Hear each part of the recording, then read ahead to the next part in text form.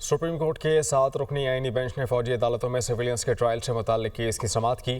دوران سماعت جسٹس محمد علی مظہر نے ریمارکس دیے کہ آرمی ایکٹ میں ملٹری ٹرائل کے لیے پروسیجر میں بنیادی حقوق کو تحفظ فراہم کیا گیا ہے، تاہم پروسیجر پر عمل نہ ہونا الگ بات ہے۔ ملٹری کورٹس پر 2 اعتراض ہیں، ایک ملٹری ٹرائل غیر جانبدار نہیں ہوتا اور دوسرا اعتراضی قانونی تجربہ نہ ہونے۔ اسلام آباد سے رپورٹ دیکھیے۔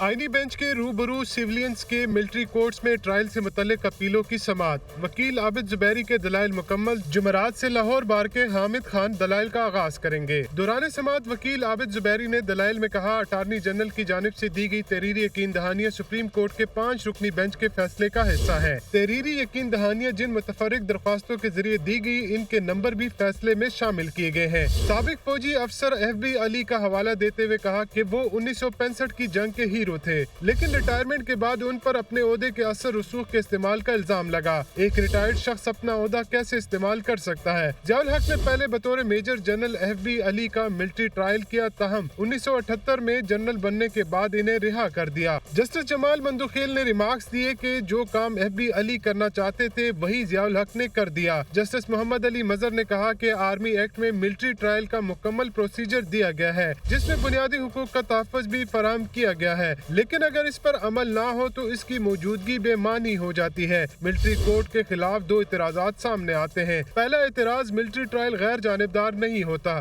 وکیل عابد زبیری نے موقف اختیار کیا کہ ملٹری کورٹ ایگزیکٹو کا حصہ ہے، فوج کا کام سرحدوں کی حفاظت کرنا ہے۔ جسٹس محمد علی مظہر نے استفسار کیا، کیا ملٹری کورٹ کو عدلیہ تسلیم کیا جا سکتا ہے؟ اگر ایسا کیا جائے تو اس کے نتائج کچھ اور ہوں گے۔ جسٹس منیب اختر نے اپنے فیصلے میں ملٹری کورٹ کو عدلیہ کا حصہ نہیں لکھا تھا۔ آج تک کئی فیصلے ہوئے ہیں، لیکن کسی میں بھی ملٹری کورٹس پر مکمل وضاحت نہیں دی گئی۔ آرٹیکل 10A کی موجودگی میں ملٹری ٹرائل نہیں ہو سکتا۔ وکیل عابد زبیری نے بتایا کہ ملٹری تنصیبات پر حملوں کے معاملے پر ترمیم کر کے انہیں ملٹری ٹرائل میں شامل کیا گیا۔ جسٹس حسن اظہر رضوی نے ریمارکس دی، یہ حملے اب بھی ہو رہے ہیں اور گزشتہ روز بنو کینٹ پر حملہ ہوا۔ جسٹس جمال مندوخیل نے کہا کہ اگر شواہد موجود ہوں تو انسداد دہشت گردی عدالتیں بھی سزائیں سنا دیتی ہیں۔ وکیل عابد زبیری نے موقف اختیار کیا کہ عدالت قرار دے چکی ہے کہ سول نوعیت کے جرائم پر سیولینس کا کورٹ مارشل نہیں ہو سکتا۔ فوجی عدالتیں آئین کے تحت بنائے گئے عدالتی نظام کا حصہ نہیں، ان میں ٹرائل صرف ان افراد کا ہو سکتا ہے جو فوج کا باقاعدہ حصہ ہوں۔ عدالت نے کیس کی مزید سماعت ملتوی کر دی۔